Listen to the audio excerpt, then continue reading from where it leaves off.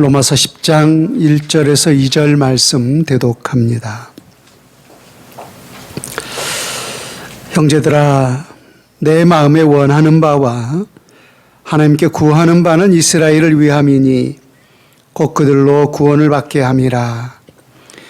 내가 증언하노니 그들이 하나님께 열심히 있으나 올바른 지식을 따른 것이 아니니라.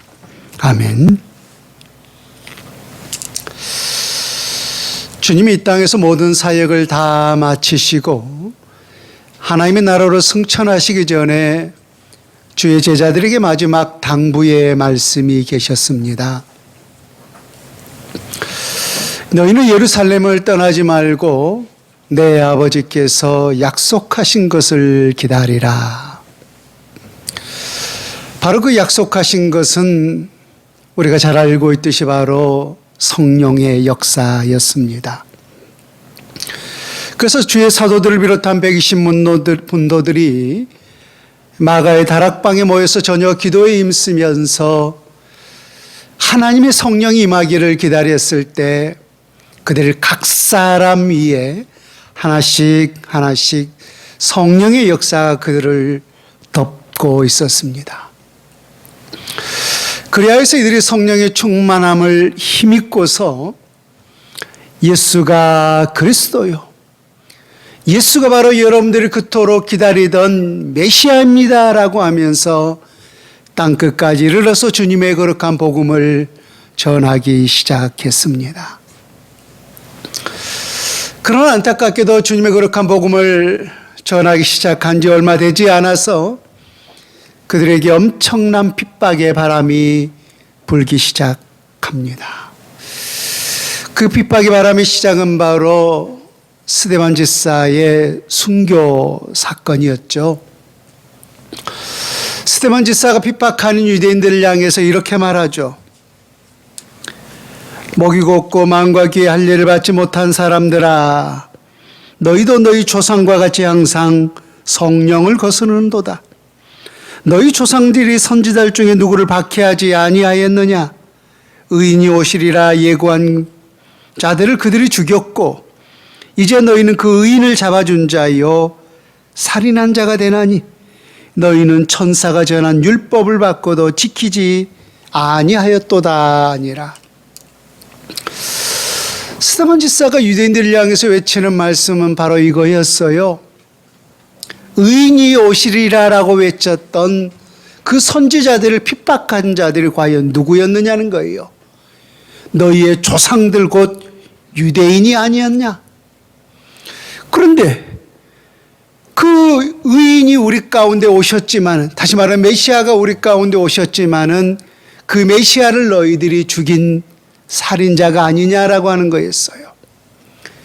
그리고 이제는 그것도 모자라서 우리 가운데 영으로서 오셨던 그 예수 그리스도를 너희가 이제 거역할 수가 있겠느냐라고 하는 것이었습니다. 그러자 이 말을 듣던 유대인들이 이를 갈면서 그 소리가 듣기 싫다고 길을 막으면서 주님의 거룩한 복음을 전했던 그 스데반 지사에게 돌을 던졌고, 스데반 지사는 결국은 그 돌에 맞아 순교를 당하고 말았어요. 이것이 예루살렘의 하나의 놀라운 핍박의 기폭제가 되어서 그리스도인들은 더 이상 예루살렘에 머물지를 못하고 사마리아를 비롯해서 모든 이방 땅에 흩어지고 말았습니다. 근데 제가 드리고자 하는 말씀은 여기서부터예요. 그렇게 우리 그리스도인들의 복음을 전함에 있어서 그 핍박의 중심에 서 있었던 당사자가 과연 누구였는가 하는 거예요. 그리스도의 도를 전했던 그 핍박의 당사자가 과연 누구였는가? 그 당사자를 사도행전 8장 3절에 성경이 기록하고 있는데요. 사울이 교회를 잠멸할세 각 집에 들어가 남녀를 끌어다가 옥에 넘기니라라고 했어요. 여러분, 교회를 잠멸했다라고 했어요. 여러분, 잔멸이 무슨 뜻인지 알죠? 우리가 그 불이 활활 타다가 조그만 불이 남으면은 그 불을 일컬어서 우리는 잔불이라고 말해요. 그러니까 교회를 잔멸했다라고 하는 것은 교회의 이 엄청난 힘, 부흥의 이 세력들을 죽이고 결국은 그 뿌리를 뽑겠다라고 하는 것이 바로 잔멸이라고 하는 뜻이에요. 그런데 바로 그 성령의 충만함에 힘입어서 베드로를 비롯한 주의 사도들이 주님의 거룩한 복음의 부흥의 역사를 일으키려고 하는데 반대로 그 교회의 세력을 잔멸하려고 하는 자가 있었는데 그가 바로 사울이었다라는 것입니다. 또한 여러분, 사도행전 9장에서 그 사울이 부활의 예수 그리스도를 만난 사건을 잘 알고 있을 것입니다. 그런데 그 사울이 어찌하여서 다마스커스, 곧 다메섹 도상을 걷고 있었는가? 그 행적에 대해서 역시 성경이 밝혀주고 있는데요. 사울이 주의 제자들에 대하여 여전히 이업과 살기가 등등하여 대제사장이 가서 다메섹 여러 해당이 가져갈 공문을 청하니 이는 만일 그 도루를 따는 사람을 만나면 남녀를 막론하고 결박하여 예루살렘으로 잡아오려 하려 함이라. 바울이 왜 다메섹 도상을 걷고 있었습니까? 예수 그리스도의 도를 전하는 자가 있다면은 그를 잡아서 죽이고 가두고 결국은 교회를 잔멸하기 위한 목적으로 바로 그 다메섹 도상을 걷고 있었던 거예요. 그런데 바로 그 다메섹 도상에서 예수 그리스도께서 그 핍박자였던 사울을 부르셨죠. 사울아, 사울아, 주여 누시니까 나는 내가 핍박하는 예수니라 라고 하면서 그 핍박자였던 사울을 우리 주님께서 친히 부르셨던 사건을 기록하고 있습니다. 여러분, 그런데 그 사울이 누구죠? 우리가 잘 알고 있는 바울이죠. 사울은 유대식 이름이고 바울은 헬라식 이름이에요. 결국은 같은 사람의 두 이름이었던 거죠. 그래서 신약 성경에 13권을 기록하고 있던 그 바울이 바로 사울이었던 거예요. 이처럼 그가 부활의 예수 그리스도를 만나기 전까지 그는 왜 이처럼 그리스도의 도를 전하는 자들을 잡아서 가두고 죽이고 핍박하는 이 역사의 현장에 서 있었는가 하는 그 이유가 과연 무엇인가 하는 거예요.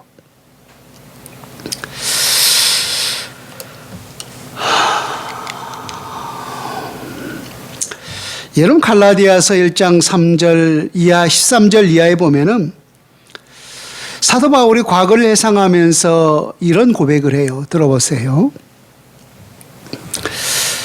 내가 이전에 유대교에 있을 때 행한 일을 너희가 들었거니와 하나님의 교회를 심히 박해하여 멸하고 내가 내 동족 중 여러 영갑자보다 유다교를 지나치게 믿어 내 조상의 전통에 대하여 더욱 열심히 있었으나 라고 있어요. 한마디로 사울이 교회를 핍박하고 또 그리스도의 도를 전하는 자들을 잡아서 가두고 그렇게 핍박하는 이유가 뭐였느냐면은 하나님에 대한 열심 때문에 그랬다라는 거예요. 이건 좀 아이러니하지 않습니까? 하나님에 대한 열심이었다면 우리가 상식적으로 생각했을 때 그 열심으로 교회를 든든히 세워가고 그 열심으로 하나님의 사람들과 힘을 합해서 주님의 거룩한 복음을 증거해야 하는 것이 마땅한데 어찌하여서 바울은 하나님에 대한 열심으로 오히려 주님의 거룩한 교회를 잔멸하고 그리스도의 도를 전하는 자들을 핍박하는 이 최전선에서 있었느냐라고 하는 거예요. 자기들 스스로도 내가 하나님에 대한 열심으로 인하여서 주님의 거룩한 교회를 핍박하고 박해하는 그 역사의 현장에서 있었다라고 고백하고 있었던 거예요.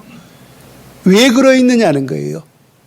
상식적으로 생각했을 때 다시 말하지만은 하나님에 대한 열심이라면은 교회를 세워가고 주님의 거룩한 복음을 증거해야 하는 것이 마땅한데 왜 하나님에 대한 열심이 오히려 교회를 잔멸하고 그리스도의 복음을 전하는 자들에게 핍박을 가했느냐라고 하는 그 이유가 도대체 뭐냐라고 하는 거예요.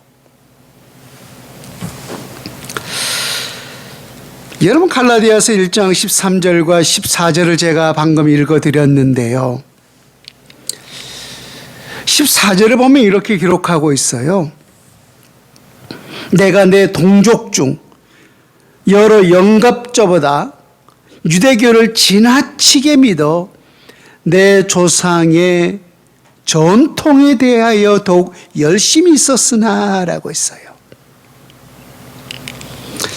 그러니까 그가 핍박자였을 때는 그 마음의 중심에 핍박자였을 때 자기 마음의 중심에는 하나님에 대한 열심으로 교회를 잔멸하고 그리스도의 도를 전한 사람들에게 핍박을 가했어요. 그렇게 하나님에 대한 열심으로 했다라고 생각을 했는데 나중에 그가 주님의 거룩한 도를 깨닫고 보니 그것은 하나님에 대한 열심이 아니라 유대교를 지나치게 믿어 내 조상의 전통에 대한 열심으로 그렇게 핍박했다라는 거예요.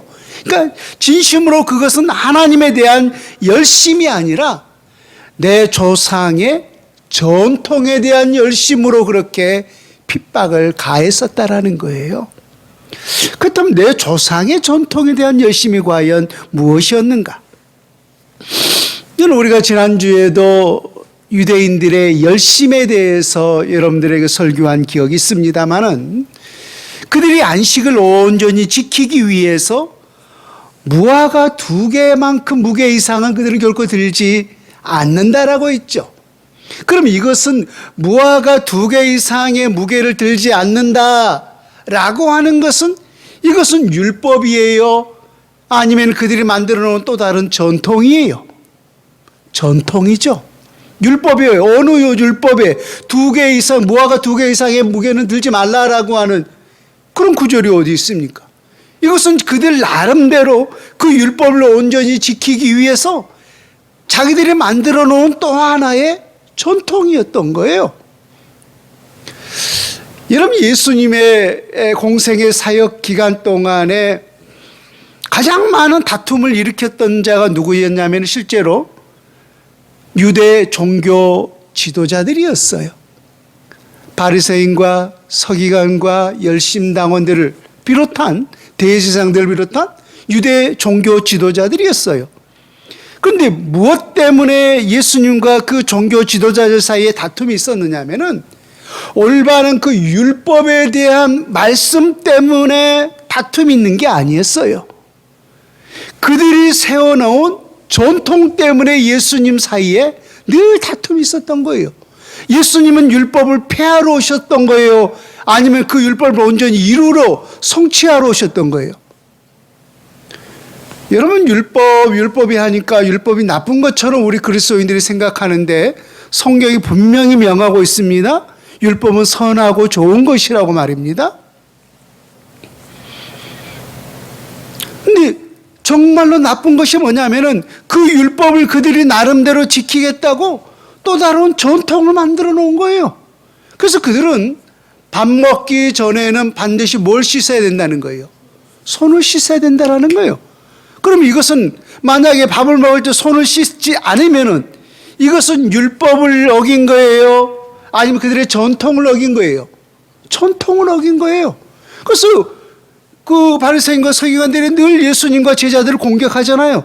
어찌하여 너희 선생과 너희들은 밥을 먹을 때 손을 씻지 않느냐 더럽게 하면서, 그러면서 그들은 율법을 어기고 있다는 거예요. 아, 예수님 율법 어겼습니까? 안 어겼어요. 또 보세요. 그들은 고르반 제도도 만들었어요. 그래서 나름대로 자기들은 하나님 제일주의를 산다라고 해서 무엇이든지 간에 그것을 주님께 드림이 되었다라고 하면 괜찮은 거예요. 그래서 그들은 나름대로 이런 것도 하나 만든 거예요. 부모님께 드려야 할 것이 있는데 그것을 부모님께 드리지 아니하고 주님께 드렸다, 하나님께 드렸다라고 한다면은 그거 괜찮다라고 하는 거예요. 아니, 어느 율법에 그렇게 새겼어요?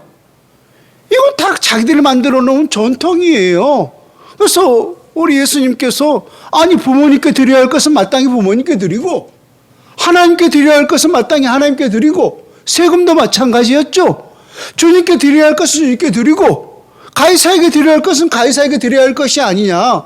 근데 왜 너희들은 부모님께 드려야 할 것은 하나님께 드린다 하면은 괜찮다라고 하는 또 다른 너희의 전통을 만들어 놓았느냐라고 하면서 예수님과 종교 지도자 사이에 진정한 율법에 대한 다툼이 아니라 그들이 만들어 놓은 전통에 대한 열심이었던 거, 전통에 대한 열심. 그래서 이것을 일컬어서 사도 바울은 무슨 교라고 있어요? 유대교로 명명하고 있었던 거예요. 유대교로 명명하고 있었던 거. 그래서 내가 과거에 자기가 정말로 깨닫지 못했을 때는 그것이 하나님에 대한 열심인 줄 알았더니 나중에 진정한 부활의 예수 그리스도를 만나서 참된 복음을 깨닫고 보니 그것은 오히려 하나님에 대한 열심이 아니라 유대교의 심취하에서 내 조상의 전통에 대한 열심이었다는 거예요. 내 조상의 전통에 대한 열심. 그러니 헛된 열심일 수밖에 없었던 거죠.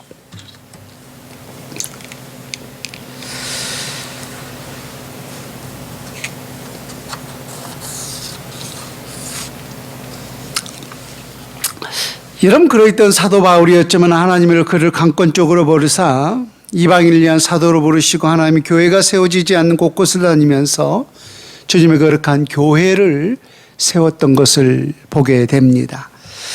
주님의 사도행전 1장 8절에 이렇게 사도들에게 명령하죠. 오직 성령이 너희에게 임하시면 너희가 권능을 받고 예루살렘과 온 유대와 사마리아와 땅끝까지 이르러 내 증인이 되리라 하시니라.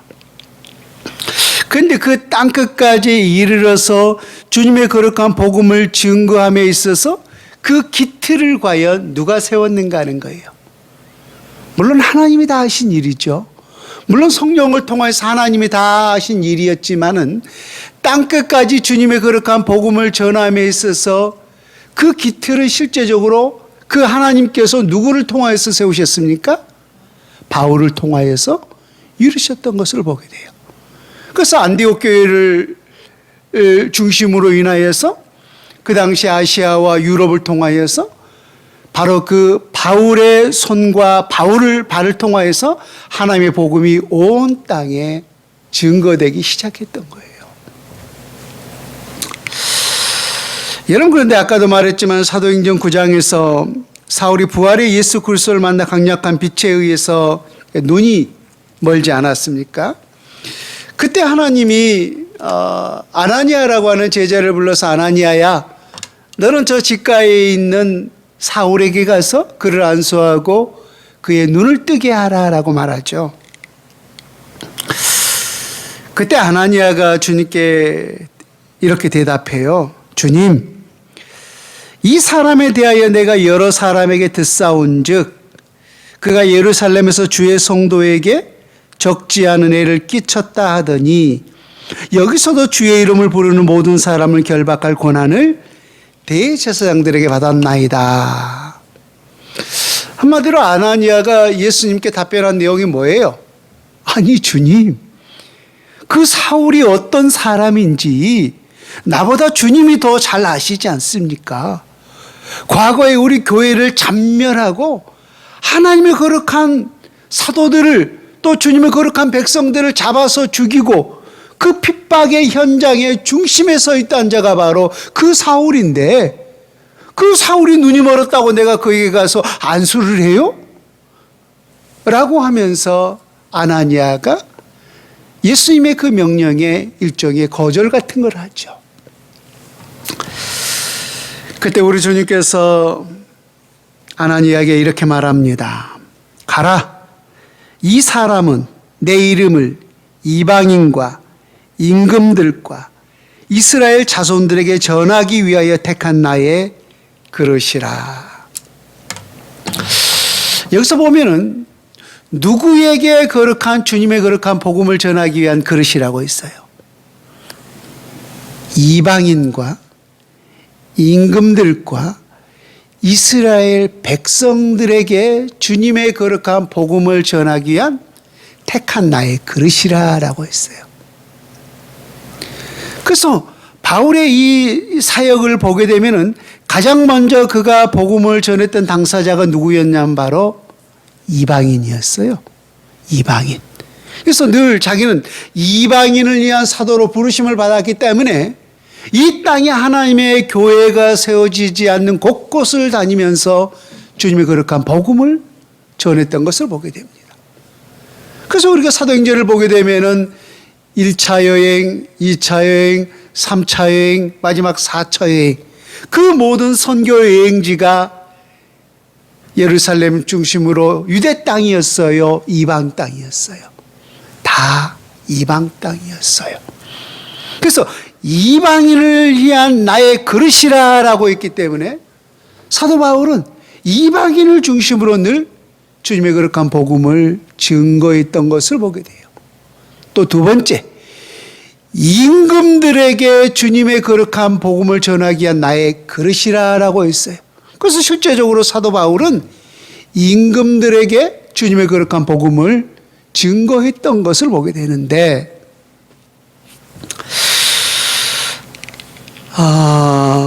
예를 몇 년 전 그 영화에서 그 영화관에 상영했던 아마 바울이라는 영화를 보신 적이 있는지를 모르겠습니다만은 그 영화의 마지막에 보면은 사도 바울이 마지막에 결국은 그 로마로 가서 이렇게 참수형을 당하죠. 그렇게 순교를 당하면서 그 영화가 끝을 맺고 있습니다만은 그 사도행전 26장부터 보면은 그 사도 바울이 계속해서 이제 재판을 받지 않습니까? 유대인들이 고소해서. 그래서 사도행전 26장 32절에 보면은 그 바울을 신문했던 아그리빠가 그 베스도에게 자기들끼리 이런 말을 해요. 이 사람이 만일 가이사에게 상소하지 아니하였더라면 석방될 수 있을 뻔하였다 하니라. 상소라는 것은 더 위에 있는 법원에게 다시금 자기 억울함을 풀어달라고 고소하는 것이 상소잖아요. 근데 지금 바울이 누구에게 상소를 했다는 거예요? 가이사에게. 가이사는 로마의 황제였어요. 로마의 황제. 로마의 황제. 근데 그 로마의 황제에게 만약에 그 가이사에게 상소를 하지 아니했다면은 사도 바울은 무죄로 석방될 수 있었다라는 거예요. 그러니까 베스도도 신문하고 또 여러 사람들이 사도 바울을 신문해 봤지만은 예수님처럼 이 사람에게서 어떠한 죄도 발견할 수가 없었어요. 그래서 사도 바울도 결국은 무죄로 방면될 수 있었다라는 거예요. 그 사실을 사도 바울도 역시 알고 있었어요.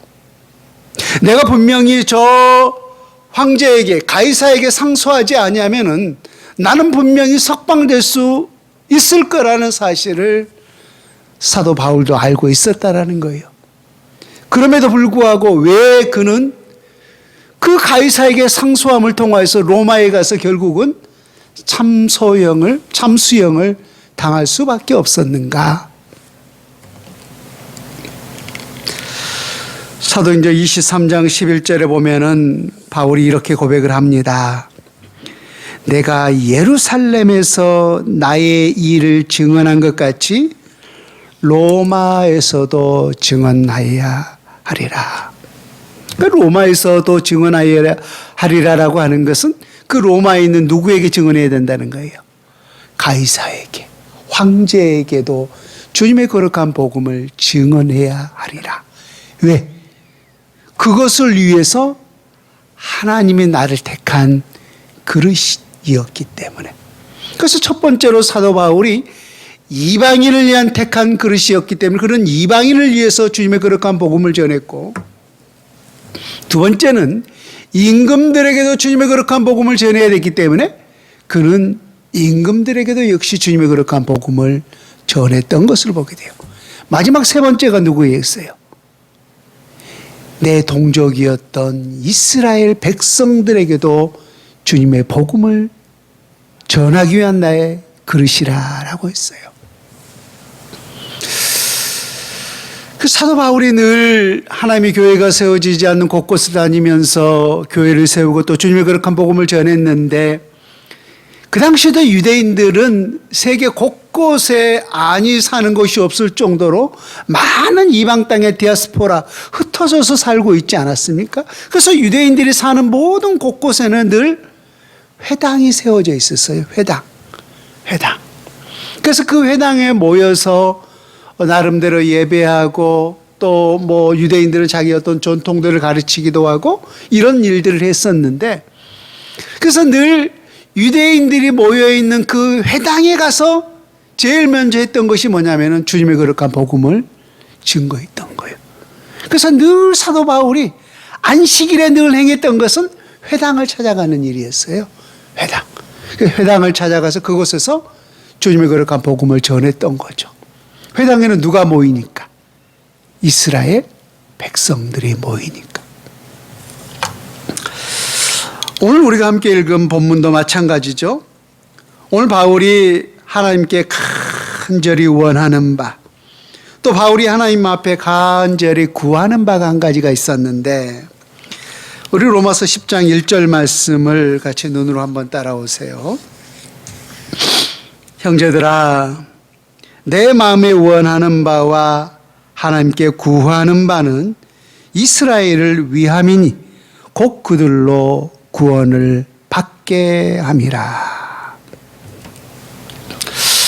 바울은 이방인을 위한 사도로서 주님의 거룩한 복음을 이방 땅에 늘 앞서서 복음을 전했지만은, 그럼에도 불구하고 마음 한켠에 늘 무거운 짐이 있었어요. 늘 하나님 앞에 간절히 간구하고 간절히 원하는 소원 같은 것 한 가지가 있었어요. 그게 뭐냐면 바로 내 동족이었던 이스라엘 백성이 구원을 얻는 것이었어요. 여러분 생각해 보세요. 저도 주님과 전혀 상관없는 세월을 약 20년 동안, 20년이 넘게 살았습니다마는 어느 날 주님께서 질병을 통해 저를 강권적으로 부르셔서 주의 종을 만드셨어요. 그러고 나서 내 주위를 둘러보니까 우리 집에 주님을 믿는 사람이 거의 없는 거예요. 그래서 내가 하나님 앞에 작정한 게 한 가지가 있었어요. 하나님, 그때 어느 기도원에 가서 기도하고 있었는데요, 우리 형제들이 다 믿기까지, 우리 형제들이 다 예수님을 믿기까지 내가 이곳을 떠나지 않겠습니다. 내가 이곳에서 생명을 거는 기도를 하겠습니다 라고 하면서 하나님 앞에 그런 기도를 한 적이 있었어요. 왜?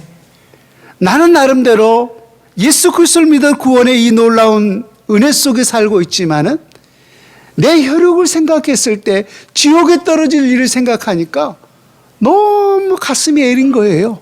가슴이 애린 거예요. 그래서 하나님, 내 이 핏줄들이 예수 그리스도를 믿기 전까지는 내가 이곳을 한 발짝도 떠나지 않겠습니다라고 하는 그런 고백도 한 적이 있었어요. 아마 바울도 마찬가지였을 것입니다. 자기는 주님의 거룩한 사명을 받아서 호련듯이 사울아 사울아 주여 누시니까 나는 내가 핍박하는 예수니라 라고 해서 주님의 강권하심을 통하여서 그리스도 예수 그리스도를 믿어 구원에 이르렀는데, 내 동족인 그 이스라엘을 생각했을 때 그들은 구원과 전혀 상관없이 살아가고 있었거든요. 그래서 늘 이방 땅에 거룩한 주님의 복음을 증거하면서도 마음에 간절히 원하는 것, 간절히 우리 하나님 앞에 구한 것 한 가지가 있었는데 그것이 곧 이스라엘을 위함이니 그들로 구원을 받게 해주십시오 라고 했던 거예요.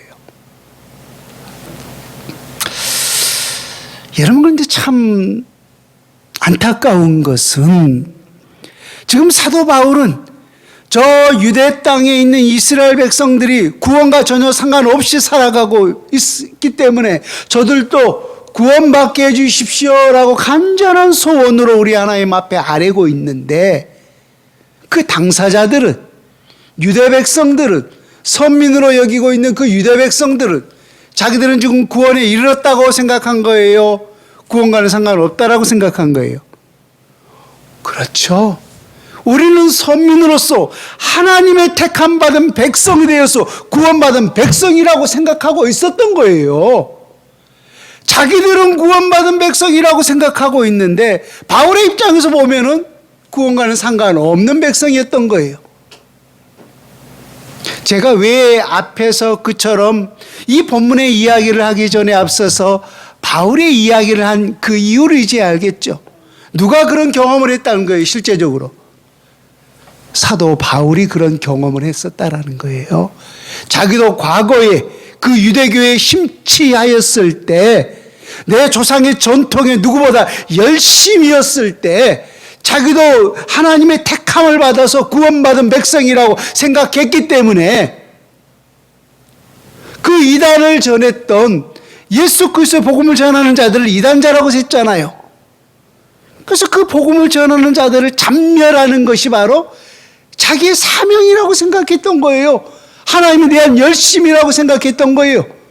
그런데 진정으로 그리스도를 만나서 복음을 깨닫고 보니까 그것은 하나님에 대한 열심이 아니라 오히려 내 조상의 전통에 대한 열심이었고, 그 하나님에 대한 열심이 오히려 핍박자였고 회방자였고 살인자였음을 성경을 통해서 자기 스스로 고백을 하고 있었던 거예요.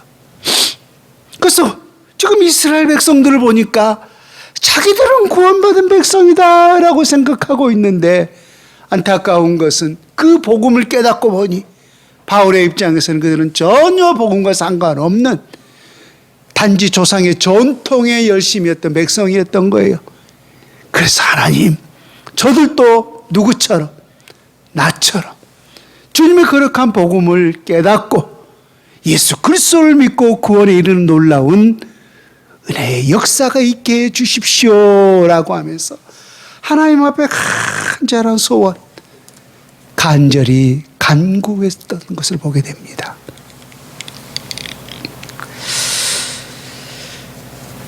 여러분, 왜 바울이 그는 하나님에 대한 열심이었다고 생각한 것이 오히려 핍박자였고, 또 과거와 같은 이스라엘 백성 역시 그들은 구원에 이른 선미다라고 생각했지만 왜 그들이 구원에서 멀어진 백성이었는가? 그 이유를 2절에 말씀을 하고 있어요. 오늘 본문 2절을 보세요. 내가 증언하노니 그들이 하나님께 열심히 있으나 올바른 지식을 따른 것이 아니니라. 그들이 하나님 앞에 열심히 있다고 했습니까? 없다고 했습니까? 지난주에도 유대인들의 하나님에 대한 열심은 도저히 우리가 따라갈 수 없을 정도라고 했죠. 분명히 그들은 하나님에 대해 열심히 있었어요. 근데 중요한 것은 그 열심이 올바른 지식을 따른 것이 아니었다는 거예요. 다시 말하면은 성경에는 우리 모두가 구원에 이르는 모든 지식이 담겨 있느니라 라고 했는데 그 올바른 성경의 지식을 그들은 따르지 못했던 거예요. 지난주에도 우리가 말했듯이 그들은 율법을 행위로서 지켜내야 구원에 이른다라고 생각했던 거예요. 그러나 과연 천하 인간의 그 율법을 행위로서 온전히 지켜낼 수 있는 자가 있다고? 없다고 했습니까? 없다라고 했죠. 그렇다면 무엇을 통하여서 구원에 이를 수 있는 거예요? 오직 그리스도를 믿음으로만, 오직 믿음의 법으로만 구원에 이를 수 있다라고 있죠. 그 법을, 그 참된 법을 율법을 통하여서 또 구약의 수많은 선지자를 통하여서 그렇게 외쳤건만 그들은 그 사실을 깨닫지를 못했던 거예요. 그래서 그들은 하나님에 대해서 열심은 있으나 올바른 지식을 따른 것이 아니니라 라고 했던 겁니다. 여러분, 오늘날 우리 한국교회도 참으로 헤아릴 수 없을 만큼 많은 이단들이 출현하고 있습니다. 근데 여러분 생각해 보면은 이단이라는 것이 교회 밖에서 출현하고 있는가 아니면 교회 안에서 출현되고 있는가 하는 거예요. 안에서죠. 예수 그리스도께서 주의 복음을 전할 때 초대교회 당시부터 이단은 나타나기 시작했는데 항상 이단은 교회 안에서 나오기 시작했어요.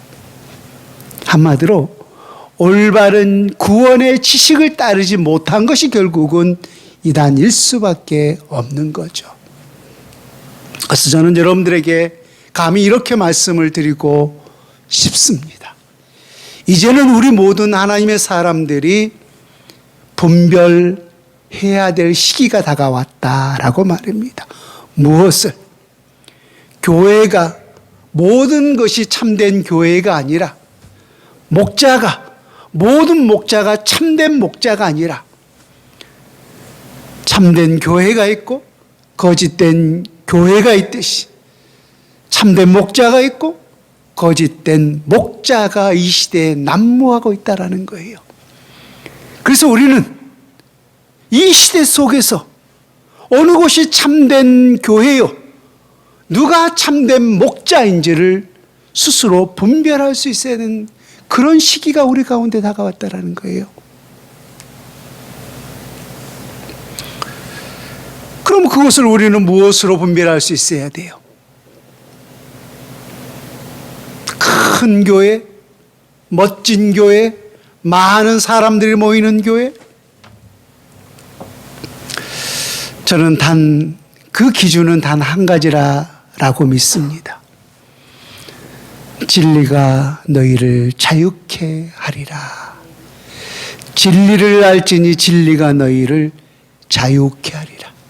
그 진리를 통하여서 우리의 영혼을 자유케 하는 교회가 있다면, 진리의 말씀을 통해서 우리의 영혼을 참된 자유케 하는 메시지가 있다면 그것이 곧 참된 교회요, 그 메시지를 전하는 자가 곧 참된 목자임을 말입니다. 오늘 유대교회를 보십시오. 그런 1000년이 넘는 시간 동안 그렇게 율법에 대해서 열심히 했지만은 오늘 바울은 그들을 위해서 기도하고 있는 거예요. 무엇을 위해서? 이스라엘을 위해서. 이스라엘의 무엇을 위해서? 그들도 구원받게 해주십시오 라고 말입니다. 또 한 가지 오늘 말씀을 통해서 여러분들에게 부탁하고자 하는 말씀이 한 가지가 있는데요. 이 코로나 때문에 요즘 교회가 애매한 핍박의 현장에 서 있습니다. 또 왜 그런지 모르겠지만은 우리 눈에 보기에도 특별히 이 바이러스가 또 교회를 중심으로 많이 퍼져나가는 것도 일부 사실인 것도 있습니다.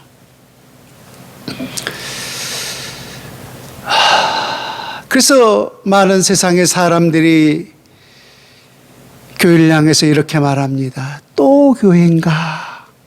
또 교회인가?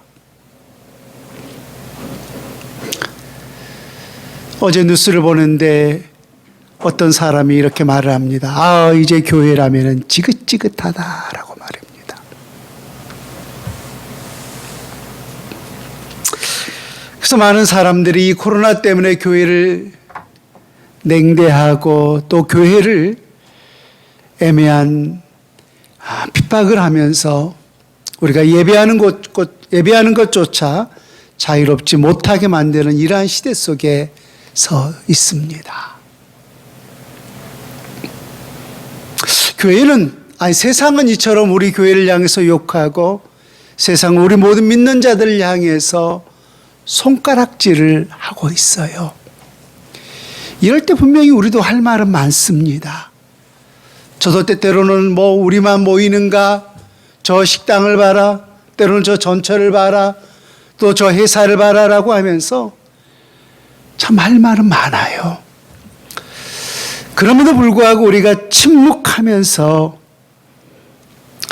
그럼에도 불구하고 이 시대 속에서 우리가 침묵하면서 그들을 향해서 우리가 가져야 할 마음이 과연 무엇인가 하면은 결국은 사랑뿐이라라는 거예요.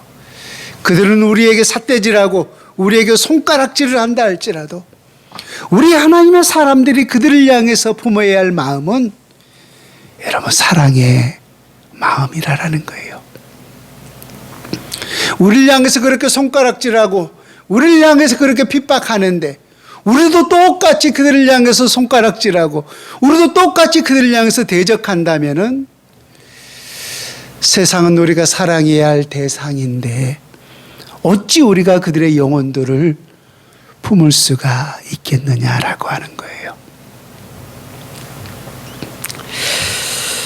여러분, 아까 하나님의 거룩한 복음이 불릴 듯 일어나기 시작했을 때 가장 먼저 핍박을 당한 집사님이 바로 스데반 집사라고 했어요. 주님의 거룩한 복음을 증거했을 때 유대인들이 이를 갈면서 그 소리 듣기 싫다고 결국은 스데반 집사를 돌로 쳐 죽이고 말았습니다. 억울한 죽음이죠. 근데 스데반 집사가 그 돌에 맞아 죽어가면서 우리 주님께 기도했던 내용을 여러분 혹시 기억하십니까?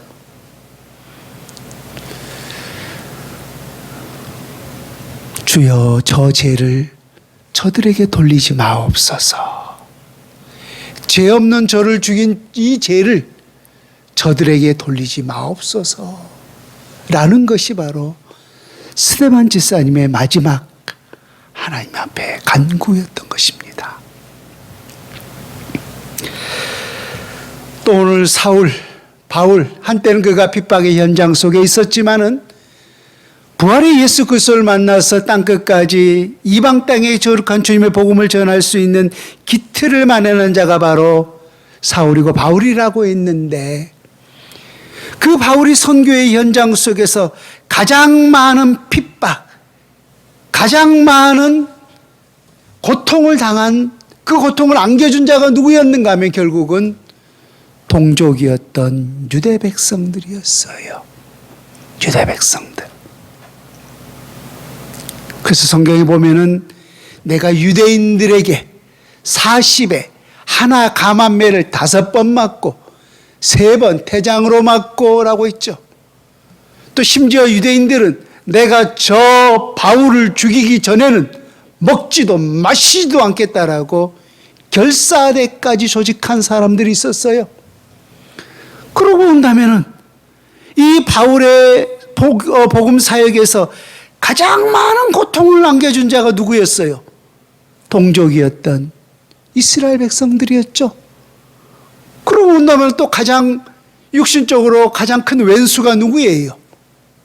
자기를 핍박했던 유대 백성들이죠.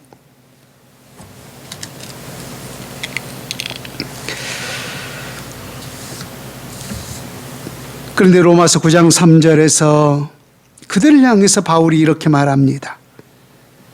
그들이 예수님을 믿을 수만 있다면은 내 동족이었던 유대 백성들이 예수님을 믿을 수만 있다면은 내 자신이 저주를 받아 그리스도에게서 끊어질지라도 원하는 바로다. 이게 무슨 뜻이에요? 하나님, 내 자신이 지옥 가도 좋사오니 내 동족이 나를 핍박했던 저 이스라엘 백성들이 예수님 믿게 해주세요 라고 하는 것이 바로 바울의 중심 아니었는가 하는 거예요. 그러고 본다면 예수님도 마찬가지 아닙니까? 예수님이 어느 땅에 오셨어요? 내 동족이었던 유대 땅에 오셨어요. 유대 땅에 자기 백성을 구원하기 위해서 이 땅에 오신 거예요. 영원한 생명을 내어주고 그 영원한 생명을 취할 수 있도록 하기 위하여서 이 땅에 오셨는데 누구에게 십자가에 못 박아 죽은 거예요? 유대 백성들에게 말입니다. 그래서 우리 하나님의 사람들이 비록 우리 같은 동족인 우리 하나님 사람들이 이 세상에 우리가 같이 머물고 같이 이야기하고 같이 부대끼며 살고 있는 이들에게 이처럼 애매한 핍박을 당한다 할지라도 비록 억울한 마음이 있지만은 비록 우리가 소리내어서 우리도 할 말이 있지만은 그럼에도 불구하고 이런 시대 속에서 우리 모두가 잠잠하면서 그들에게 대해야 할 것은 관용이고 너그러운 사랑이라는 것입니다. 그래야만이 분명히 때가 되매 그들의 마음을 얻을 수 있고 그들을 포용할 수가 있는 거지. 우리가 억울하다고 해서 우리가 분노의 마음을 드러내고 세상을 향해서 같이 우리가 손가락질 한다면은 결국 그들의 영혼을 얻을 수가 없는 거예요. 여러분, 우리 모든 그리스도인의 신앙의 목적은 영원 사랑인 줄로 믿습니다. 비록 우리가 핍박의 현장 속에 놓여 있다 할지라도 오늘 스테반 집사님을 생각하면서 또 사도 바울을 생각하면서 또 아무런 죄가 없으셨던 예수님이 그렇게 억울하게 십자가에 죽으셨던 사건들을 기억하면서 우리를 손가락질하고 우리를 핍박하는 이 시대를 우리가 주님의 사랑으로 품을 수 있는 저와 여러분 다 될 수 있기를 주 예수님의 이름으로 축원을 드립니다.